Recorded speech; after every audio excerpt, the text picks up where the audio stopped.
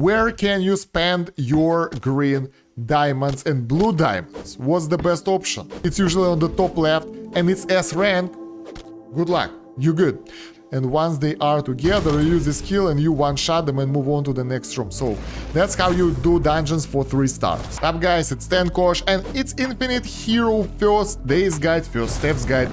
First guide, you will need to play the game properly. So the game was recently released and it's different from other idle games and you can't use the same tactics that you use for other idle games. So I will lead you through the process so you won't do stupid mistakes because those will cost you here. Let's go. Alright, so my first tip will be get the LD player from the video description down below and install it so you can farm AFK without, overheating your phone, battery killing and all that kind of stuff. So it will be convenient for you to do online AFK farming, because if you farm offline you will get really crappy rewards, so you definitely want to leave your character in the background doing its things. Now let's move on over the tips. You got very important, I'll start from the important things straight away. 2 types of diamonds here, premium currency: the blue diamonds and the green diamonds.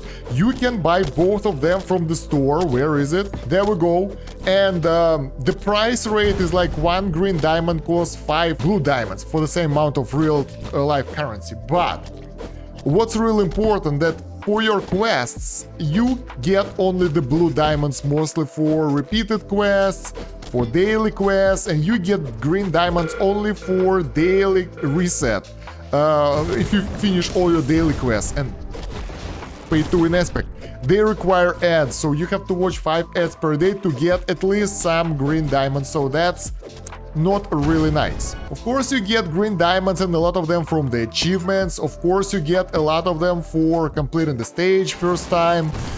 So if you go into the adventure, Infinite Tower for example, for the first clearing you will get diamonds, green diamonds and bread. Same for the mine, first complete reward will get you a lot of diamonds. And it might feel early on that you will have crap ton of those and you don't need to save them, but that's wrong. Because at some point you will get stuck and at that point you won't get influx of those green diamonds, you will only get the blue one for dailies and that will slow down drastically. This game isn't really giving you that much of free stuff, so be sure to use it properly. This playtime event that's available right now, it's a one-time thing, it's not like every day, and events will happen from time to time. Of course they will give you some stuff, but take a look at that. 6,000 green diamonds, that's it. So it's very important to spend them properly. Where can you spend your green diamonds and blue diamonds? What's the best option? Honestly, the best way to spend those green diamonds are pet upgrades later on when you'll get the right pets. So you shouldn't spend them all straight away. You have to spend some of them for the hero summons. There we go, avatar summons I mean. And here you can use the summon tickets that you can get from activities as well, or you can use the crappy summons over here that give you really crappy loot chances for normal rewards, or luxury closet that give you high chance of getting, high tier stuff. And what we want to get here in the perfect world is this shield warrior dude, because defense stat is overpowered in this game right now if you get the right build. We'll talk about that build a bit later, probably in the next video, but for early game I would advise you guys to try to summon something here. I haven't got this guy yet, and I'm not rushing the summons because you will get the mini quest to summon avatars from time to time, and in that case it might be a good idea to do the 10 summon here, but as you can guess we won't be able to summon a lot of those. But those guys, they will give you really high chances of getting better stuff, getting better avatars. It's important to notice that when you summon new avatars, you get the possession effect bonus as well. For having the avatars, each of those don't give you any passive bonuses, you have to equip it to get it. So I've got this lady here with the defense and HP regen. In this game you need HP, you can't go all into attack, that won't work really well for you. And you can do combine, so when you combine the avatars that you already have, their copies, you get a 20% chance to get someone of higher level. So let's try the combination. We failed, we get the same one of the same rarity, bam. And here we got some higher tier ones, so that's pretty nice. Let's do again, there we go, no. We did what we could. So possession effect. It's not for having specific avatars or items or anything. It's for getting amount of those things of some rarity. So you can see all those tabs here, and as you can see, as you fill this tab, if you get 2 epic avatars, we get this attack damage. If we get 4, we get HP bonus, and so on. So in order to get those bonuses, we need this amount of those kind of rarity items, and that works for avatars, that works for skills, I think that works for equipment and other stuff that you might want to collect. So having extra stuff doesn't really help. Since we're here talking about equipment, it's really important to notice that equipment rarity is very important. So when you start with your normal gray gear, I would advise you to push as hard as you can to get to chapter 2, and there you can start getting the green gear. And if you compare like level 1 green weapon that gives us 1.9k in attack, and level 10 gray weapon that gives us 620 attack, it's obvious that this one is so much better than the gray gear over here, and you would like to switch to the new equipment as soon as possible. Now, as for the upgrading, you don't want to rush upgrading too much because you can get better items of your current rarity. So you can check the book for that, and you go for magic, for example, and you can see that there are different types of swords and they have different range of attack bonuses. So if you get some sword, like, I don't know, like this one, for example, its highest attack damage is 1.6k, while you can get this one that will give you 3k. So if you get something here, you can upgrade it a little bit, but don't overspend it because it can get better. So I upgraded this one to level 10. It got 1.6 attack, then I got this sword that gives 2.3k attack, and this one is so much better at level 5 already. So I wouldn't advise you guys to rush it too much unless it's some stat that you really need right now to progress. Then when you get to some new rarity like this one, we've got the greens, you can get auto dismantle. And in auto dismantle you can select the rarity of the items that you can dismantle. We dismantle the normal gear. And this one, option rank, will decide how high the basic stat of the item will be. So for this helmet, for example, we got S option rank, and it got 31% of skill damage. And it's the highest amount of skill damage bracket over here. So we got really lucky here. While other items can get higher, I mean, it's good. So if you get like highest tier item over here with the highest capacity, it's usually on the top left, and it's S rank, good luck, you're good. So I would personally get auto, I will add magic rarity and add something like B and below, so we don't want the crappy items anyway, and it won't flood your inventory. Specifically, if you're leaving your character to farm overnight, you would like to put it to S rank. So, oh no, to A rank. So you will get only S rank gear in your inventory, because otherwise it will overflow really fast and you won't get extra resources. Or maybe dismantle everything, up to you. And yes guys, dismantling is really important because it will allow you to get a lot of resources, and those resources can be used to upgrade your gear. So now that I show you that gray gear sucks, we can dismantle it, get extra gems, we can dismantle this sword, there we go, and we can spend it on the upgrade of our equipment. So what do we need? Oh, let's upgrade those gloves a little bit. They are S rank option, and when you get them to level 10, you'll get additional option here. We got attack damage, which is pretty good. You can reroll them if you want to, that will cost you diamonds, but I don't advise to do it early on. So that covers equipment. As for the skills, we got two options for the builds. One is like go normal build with attack and balance everything out. Second one is a pretty broken build where you focus on the defense for your main character, like you get the avatar with the defense, that's why we need the shield hero over there, get out of defense here, and then get the skills that include the shield, because right now the attack damage of those skills is pretty broken. They give crazy amount of damage and they don't cost that much. So you can equip your skill set with those and you won't regret it. It will be really good. And yes guys, you will need to do some skill summons as well, and once again you can do the normal box for diamonds, which is painful experience guys. By the way, getting to the higher level will take forever here. I don't know what the devs are thinking. You can go for supreme skill box where you can pick between the skills, so you can go for the skill that you like here when you get it, and you get the higher chance of purple skill here. This one is like cheaper, but you get, you know, I don't think it's worth it, to be honest. Let's go Supreme Skill Box. I want to see how it will go. Alright, so let's summon, and here you can select the skills that you want to get, and if you get the shield stuff over here, you should go for this one, like shield charge over here, for example, because it seems to be the better option. If you get the new skill, get it as well, because that will give you the owned option, and there are additional skills that you need, like I'll show them to you in a second. There we go. Those are called preparation, for example. That will lower the cooldown of your skill so you can use them again. That's a really good skill.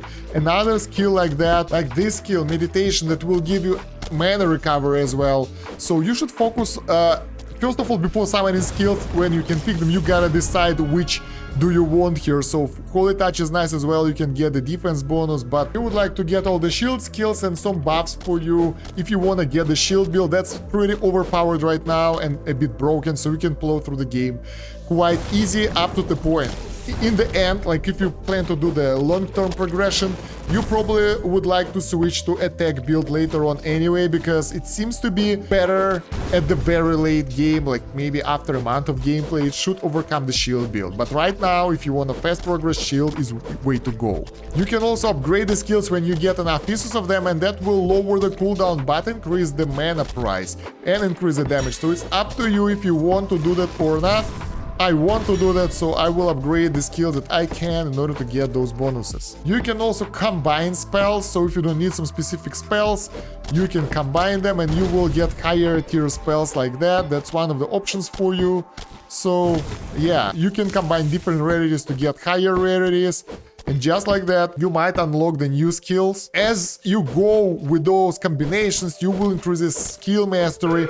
That will increase your skill damage, so that's a nice passive bonus. In order to unlock additional skill slots, you will need to level up your character, so it just takes time to farm and just go with that. So okay, now we talked about equipment skills, we'll talk about pets a bit later. Hero stats. Now here, usually in most idle games, you go all in the strength, and I did this as well, and that doesn't really work that well. If you go with the skill build, with the shield build, I mean, you would like, well, in all the builds, you would like to increase wisdom quite a lot early on, something like level 50 to level 100, depends on how you are. And then you would like to focus on intelligence to increase your skill damage, and vitality with constitution, so you will get more health and health regen. Honestly, right now the advice that people give is go like 2 to 1 intelligence and constitution, where like 2 goes for intelligence, and now we should get like 20 constitution to go with that. But I kind of prefer to evenly split them into other areas as well, more or less, because that helps. Critical strikes aren't that efficient in this game because your skills, they can't crit, and I don't see anything that increases your critical damage, so I decided to skip on those. Now here, on the second step, we get the Awakening. For Awakening, you go and find the boss, fight the boss, and when you defeat the boss, you will get the Awakening bonuses. The strategy for this fight is pretty simple. If you are weak, you use up all the skills and then you run around until your skills will recover and use them again. If you're strong enough, you will be able to defeat the boss. If not, well, get stronger. We haven't talked about the relics yet. We got 2 types of relics here. Normal relics that you randomly get when you press here. They cost gold and diamonds, and the higher amount of relics you pull, the higher the level of this discover relic, the more gold it will cost, so over time it will slow down drastically. You can't really reset it, you can't really influence it in any way, but some bonuses here are really nice, so you should do it when you can. And then there are mythic relics that use resources from the mine, and here you can decide what to go for. So for this one, my advice early on would be getting everything a little bit, so you will get small bonuses here and there.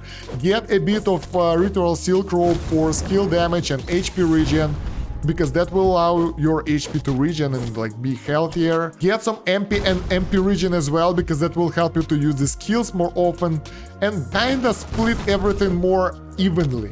Then you would like to get to this one, Armor of Emperor of the Great, where you get the defense bonuses. Those will help your defense build quite a lot. This one is good as well, because it gives you defense.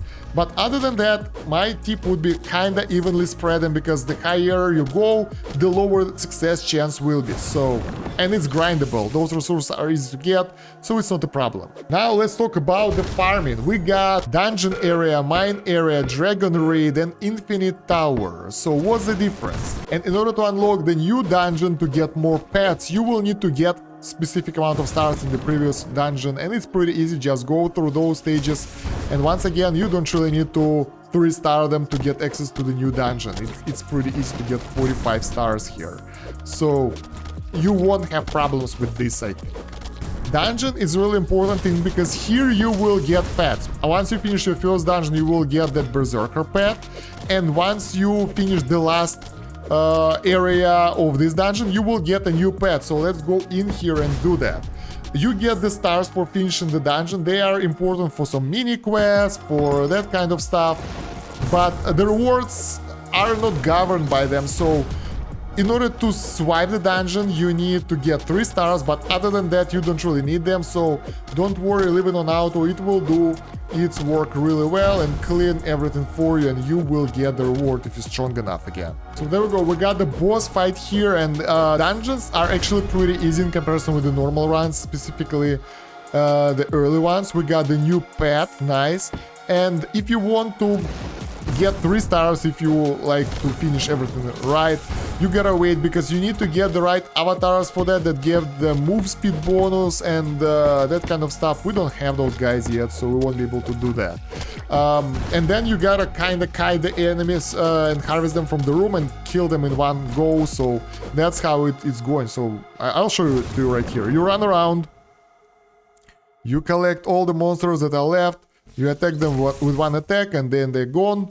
You go into the next room doing the same thing. So instead of fighting small groups, you go through the perimeter of the room, harvesting everyone, and once they are together, you use the skill and you one-shot them and move on to the next room. So that's how you do dungeons for 3 stars. So now the pets. This pet is really good because it gives you defense, that's what you need. So let's equip it. You can get 3 pets, and in order to level up the pets, you will need to spend the green diamonds, and that's the main issue. So defense here will help us to increase our damage for shield skills, and it will also lower the incoming damage to us, which is really important because the enemies do pretty decent damage here. So getting the second pet is important because it gives us defense bonus, very important for us. The third one will give us HP and HP regen, might be useful. The third one, volcanic land, it's far away, but it will give you MP regen over here, and its ability is to regenerate MP, which is really nice. So you should push your way towards that path. For now, I just want to get a bit more defense so I won't die in the fights. I think I want to... not enough goods. What do I lack? I don't have money. That defense bonus will really help us with the skills, guys. And then when you get enough of the base defense, unluckily there is no like all your stats information over here, so you gotta guess how much of those stats do you have. You might want to switch your avatar to one of the avatars that get the defense bonus. So this one have crazy amount of defense, right? But we got a lot of defense from our stats. We can switch to that shield warrior here, right? Shield warrior. It gives 10%, 100% of defense. So if you get really high base defense, that should give you more defense than the high rate hero. And if we get the unique hero for the shield build, that will give us even more. There we go. So that 300% defense, can you imagine how much it will be? So now I want to go with my normal build here and see how fast that... Oh, the boss will die pretty fast. Okay, no problem. And then for the next run, I want to switch to another build to see if it makes sense, basically. There we go. We switched to the shield hero, and it seems the damage of our skills got way higher now. But survivability is lower because our HP is like, yeah, it's not recovering that fast anymore. Okay, we are going to the boss with our second build, and let's see how the difference will be. We used all our skills in the wrong area, but it seems that it handles itself fine, but we are taking excessive damage here, so... I'm not sure which one is better. Oh, we can test it on the Awakening. Right. Oh, wow, I got insta-killed here even before used all the skills with the second build, so survivability of the lower tier avatar is way lower. But if we go with the higher tier avatar, we can use all our skills here and even have some extra time to do things. So I'm not entirely sure if it's worth it, to be honest, but yeah, if you will get the really good avatar, if you get lucky, go for it. But if you are really unlucky beginner player, you can go with this one. Like, everyone will be able to get this guy, Shield Warrior, easy to get, and start with this dude for your build, and then, you know, climb your way up slower. As for other adventure modes, mine is just the way to farm those stones for your relics. Dragon Raid is a way to farm those red stones for your pet skills, I think. And Infinite Tower is a way to get extra diamonds and bread. The higher you go, the higher are the rewards. It doesn't say what you need to do to challenge the higher difficulty. Probably you will need to finish this one first, I'm not sure. But I think red gems are only used for pet skills. And what's cool about pets, that those are possession effects. So they will be yours even if you don't equip them, which is pretty cool if you ask me. But yeah, the main issue with the pets is that in order to upgrade their possession effects, you need the green diamonds. That's why you really don't want to spend all of them here on summoning of avatars and the skills, because that will make a huge dent in your progression. But yeah, even without finishing the dungeons and finishing everything I could today, I managed to push myself to 146 ranking, so I'm almost 100, top 100 players, and I can get higher. I'm pretty sure about that. I just need time to finish everything, to get the upgrades, get new pets, go to dungeons and that kind of stuff. And as I unlock more skills and upgrade them, that will make everything even easier. So if you follow this guide, you will be pretty successful. Another tip that I can give you, if you're leaving your character to farm overnight, don't go to your highest area, go to the area where you can one-shot them with your normal attacks. So like, I don't know, maybe 20 stages before. So test those areas, find the one when you can one-shot them with the sword and leave them there. That will allow you to get way more rewards. Let's see if those guys can be one-shotted. No, this is too strong for us, so let's go lower. There we go, those guys have been one shot, so this area is perfect for us because we will clean it way faster, we will kill more enemies, that will give us more XP per hour and more gold per hour and more resources per hour, so that's where you should farm. So you find the stage where you can one-shot the enemies. But you shouldn't forget to push, because at some point you will start getting higher rarity gear, and the further you are, like, the more are the chance of getting the higher tier gear and the higher chance of getting the gear. So you will become stronger over time for sure. For the Dragon Raid, before trying the Dragon Raid, you would like to be as strong as possible. I tried it early on and I got like 154 damage. Let's try it again. I'm pretty sure it won't be as effective as it would be like in a couple of hours when my character will be stronger. But let's give it a go. You would like to try to avoid the enemy airway areas, but in any case, do your best. Take out the boss if you can, do the most damage, and it's not really taking that much damage, why? Yeah, try to... oh my god, I got killed. Try to avoid those circles because they might kill you, that's what I mean. And yeah, they don't give you that many rewards anyway. So yeah guys, those are the tips that I can give you early on, almost the beginner's guide right here. So by following those tips, you will be able to progress the game, no problem. And yeah, don't forget that you should balance your stats and don't put everything into attack here. You will need some survivability, otherwise you will die. Let me know if you get extra tips for this game down below in the video comments. Check out the video description for additional links. We have the LD player, so you can play this game and other Android games on the PC. My other YouTube channels, I play Diablo 4 on the PC channel right now, my Discord, social media and other useful stuff. Other than that guys, thank you very much for watching. That's about it for now. Stan Kosh out. Have a good one. Bye.